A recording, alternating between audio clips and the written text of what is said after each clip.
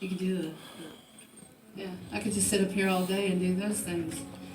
Anyway, I was listening to the other comics, and it dawned on me back in the 80s when we didn't have internet. Something happened to me. I woke up after a drunken party, and I found myself laying beside a midget. And he was snoring, and my brain just started going. And, you comics understand the comic brain, and I'm thinking, geez, I really wonder what a midget is packing. And I just think, I was like sitting there and I'm thinking, no, I just really need to leave this. And I'm thinking, where am I going to find out this information? How can you find out that information, right? I got a midget drunk and asleep beside me, right? So I couldn't stand it. So I just had to check that out. But anyway, I'm going to pass that information along to you because I don't think you can find it on the internet. Tripod.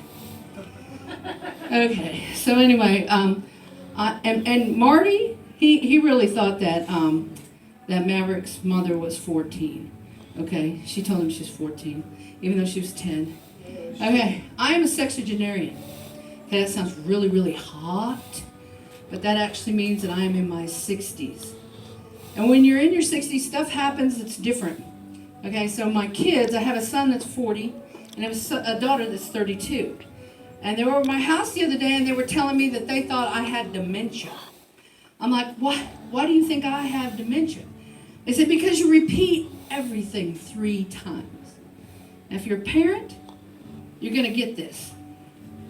My children taught me to repeat everything 3 times. It's like, Dave, brush your teeth. Did you brush your teeth, Dave? Dave, brush your teeth. 3 times. So I turned to my 40-year-old son and I go, hey, did you brush your teeth today? He's like, yeah. So anyway, my daughter says, hey, Mom, you better be nice to us because we're picking your nursing home. And my son's like, no, don't worry about it, Mom, I got it covered. And I'm like, yeah, my boy, he's going to let me live with him. I don't have any problems here. I'm just going to go right with him, no problems. And he said, oh, no, Mom, I am going to have you declared mentally ill, and I'm going to have you committed. And he said, no charge. Won't cost me a dime. Well, I guess they got a plan. I guess they have a plan. So when you get to be a sexagenarian, you get real close with your doctor. Okay, because you're there all the time. My doctor, he told me that I needed to go on a diet. So I joined a weight support group. And the first night I went, they gave a beautiful speech on self-esteem. You have to have self-esteem so you can lose weight. And the next week, I lost 5 pounds.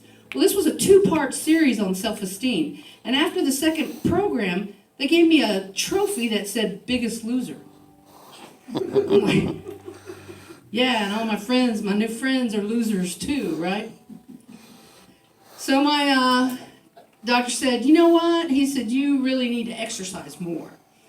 So I'm thinking, I do all my yard work, I do all my housework, I do all my shopping, I chase 2 grandkids around, I walk up the stairs on open mic night, 16 stairs. What more do you want me to do? And he's like, no, you got to come up with some exercises.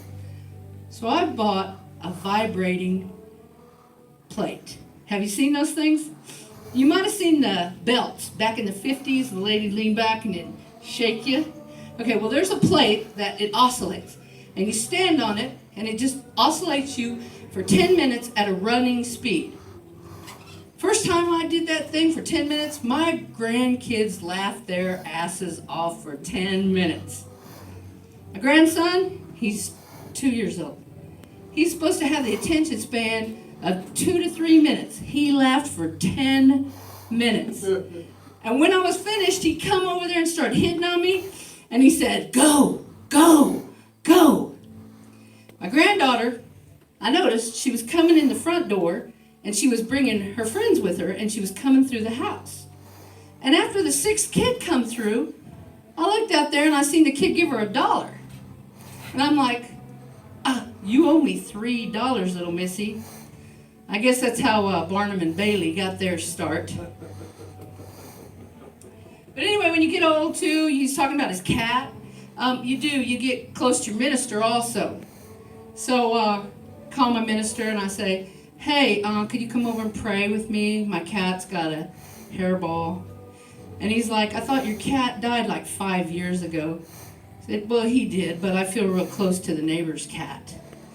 So I like my minister because he comes over, he visits, he only stays for an hour, he doesn't make a mess. And so it's just a win-win situation. Okay, well, that's all I got. I'm getting the light, and I thank you guys for listening.